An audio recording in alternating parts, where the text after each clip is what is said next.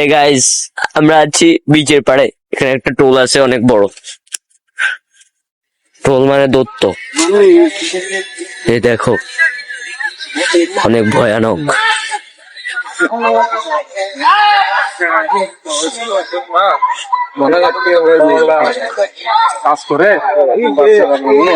আমার সাথে আছে ভাই।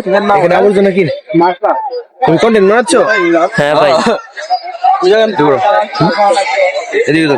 হ্যালো গাইস, এখানে দেখছেন একটা দৈত্য, ঠিক আছে, কিন্তু বাইক না ক্যামেরাম্যান খুবই বাজে, দ্যাটস ওয়াই আমার থেকে ঘুরে নিল। আর এটা হলো, সরি গাইস, তোমরা কিছু মনে করবে না। কিছু মনে করো না। আর এখানে হলো প্লাস্টিক কিনে